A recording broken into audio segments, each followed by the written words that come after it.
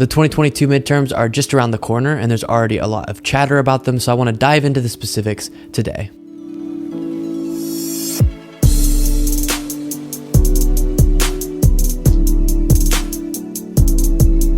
The midterms are always an important topic, but it seems like these 2022 ones are getting a lot more focus than others. One of the reasons is there seems to be this new Republican Party kind of emerging that is more Trumpist. And so while Trump lost to Joe Biden in 2020, there is a big question about if his movement and a lot of these candidates who support him are going to prevail. And if a lot of people who are kind of known as the Trump Republicans end up winning in 2022, that's a good sign that Trump will be more powerful and more likely to win in 2024 himself. And also, as the country gets more and more polarized, midterms are going to become significantly more important than in the past, because as voters, you're going to feel the effect more dramatically of when the other party is in power. So for example, a lot of these very dramatic actions we're seeing state governments take in regard to LGBTQ people, if that became the agenda of the National Republican Party and they were in power, you're going to feel that as a country, and that's something that's going to shock people, I think, a lot more than other times in history when the opposing party was in power. And so when you're more afraid of the other party being in power, you're obviously going to be more passionate about the results of something like a midterm. And the other reason why I think these midterms are really important and are garnering a lot of focus is that there was a very big push to get Democrats in office over the last few years. In 2018, they won the House. 2020, obviously Joe Biden won the presidency. And then that special election in Georgia gave the Democrats, by the thinnest margin possible, the Senate. And so all of that was done, but these midterms are important because very likely the Democrats are going to lose at least the House or the Senate. And because Joe Biden hasn't done, in the eyes of, I think, most Democratic voters, enough, if he does end up losing the House or Senate, he's going to be stuck. Obviously, Republicans are not going to work with him to get more done. And that's effectively the end of his presidency as far as making notable change. So that's why there is a lot of eyes on these midterms. Now let's dive into the specifics of how it's looking for either party. So the big phrase that you're pretty much hearing from everyone is the Democrats are going to get slammed and Republicans are going to win a bunch. And as I previously mentioned, I do think there's some truth to the fact that Democrats are likely to lose at least the House or Senate. In both of those, they have a very thin margin, and so all Republicans have to do is win a few seats and then they're in the majority. We're going to talk about why there's an expectation that Democrats are going to lose big. After we look at the specifics of how it's looking for either party, we will go through why the Democrats are likely to lose. So first, let's take a look at the Senate. Cook Political Report lays this out nicely. So there are 35 seats that are up for re-election, and that's what's going to decide who is in power. There's 14 seats that are up for re-election that Democrats currently hold, and then 21 seats that Republicans currently hold that are up for re-election. And then when you break that down into either solidly Republican or Democrat, leaning Republican or Democrat, or a pure toss-up, you can see, as laid out in this graphic, that there's 16 solid Republicans and 9 solid Democrats. So we're not even gonna look at those.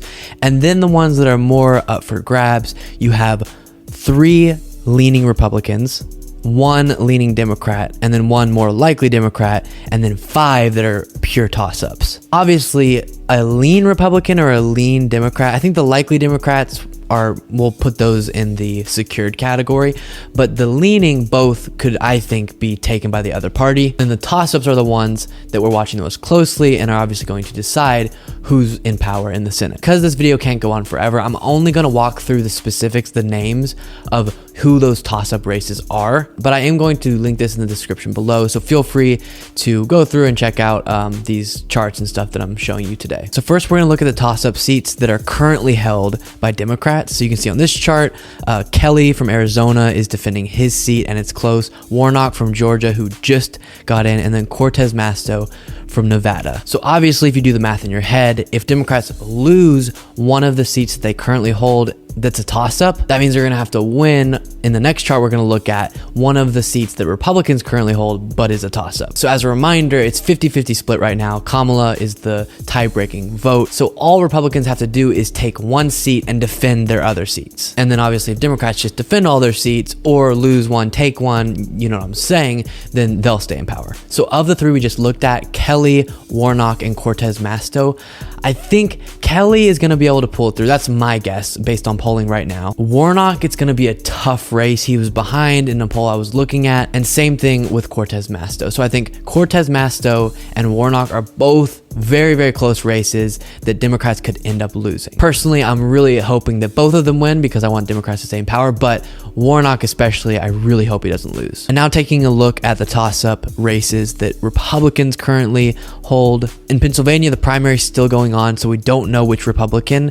is going to run in that race. I do think the person who's likely to be the Democratic nominee, Fetterman, is going to be a very strong candidate and could win that race. And then in Wisconsin, Ron Johnson is defending his seat. So Ron Johnson is pretty unpopular, but I think he could hold that seat. And then as I mentioned, I do think Fetterman, he's the lieutenant governor of Pennsylvania, running for Senate, likely to be the Democratic nominee, has a really good chance of being able to win. And if he can do that, then it will be okay for Democrats to lose one of those Warnock or Cortez Masto seats, or possibly Kelly. But you can see now with something as important as who's in power in the Senate, why this is such an interesting midterm election, because a lot of those toss-ups could really go either way. And it probably is going to come down to those 5 toss-ups that we just laid out. So that is the Senate, and we're going to be watching all of those races very closely. I do think the Democrats have a chance of holding it. Next, let's dive into the House. Because there are so many more seats in the House to deal with in these elections, we're not going to be able to break it down as specifically as that. We'll take a look at a prediction from race to the White House, and obviously you can find tons of predictions about the likelihood that either party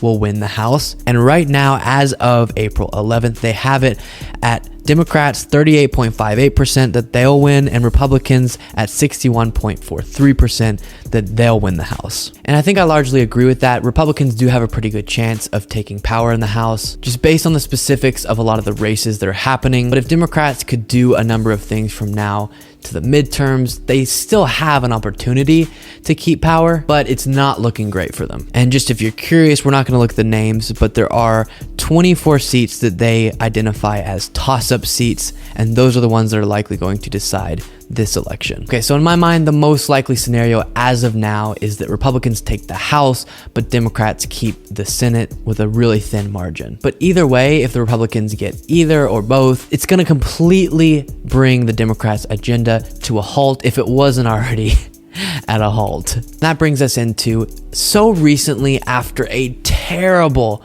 optical loss for the Republicans, the insurrection, and all of Donald Trump's election lies, how is it that the Democratic Party is still likely to lose in the House or Senate?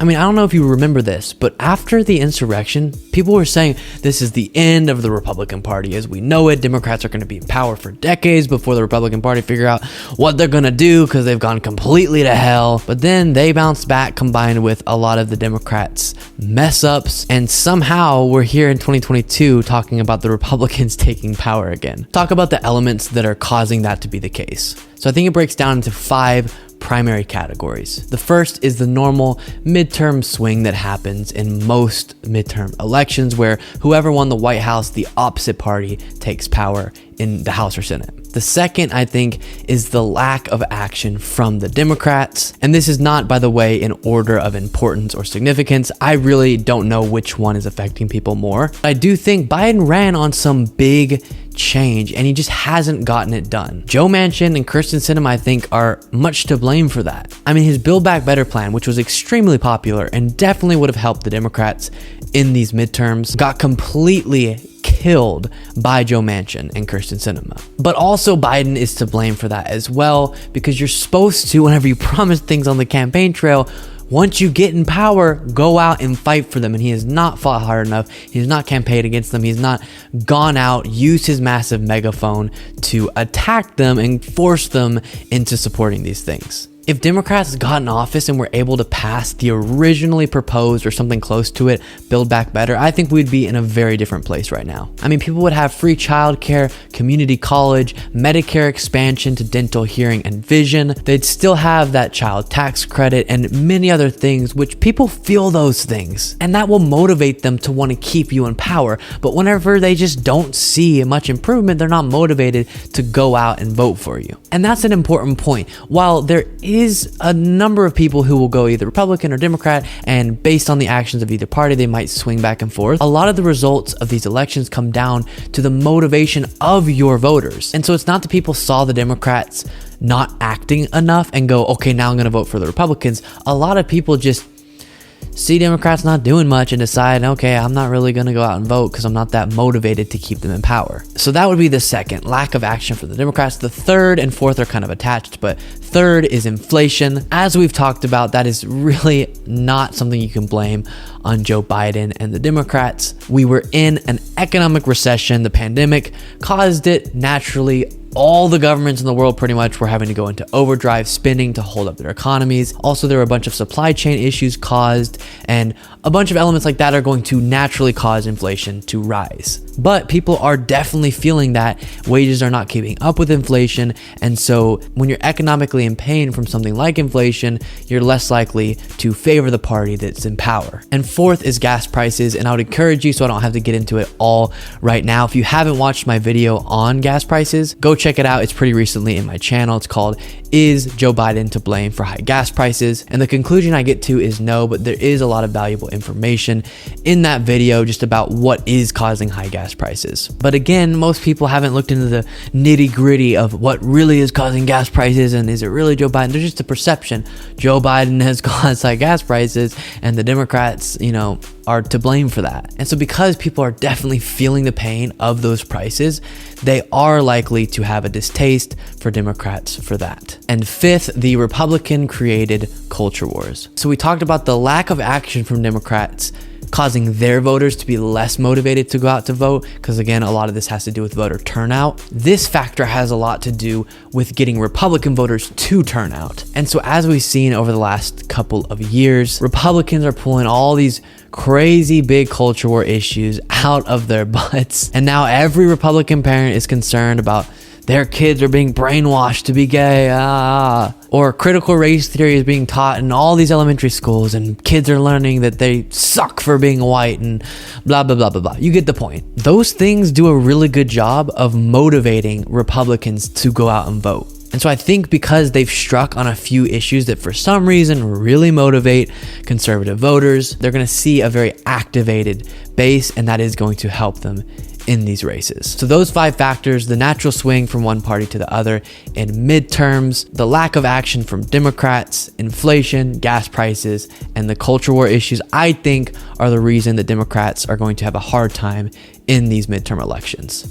Here's what else you need to know today. A man in Brooklyn was wearing a gas mask, set off a canister of smoke on a subway train, and then opened fire, shooting 10 people. He is still at large. Luckily though, no one was killed. Vladimir Putin comes out and says peace talks have hit a dead end and vows that the war will go on. Obviously not what we wanted to hear. The lieutenant governor of New York has been arrested for conspiring to commit bribery while he was a state senator. And finally, the March inflation report shows an 8.5% price increase since last year, which is significant and painful to Americans. Be well, everybody.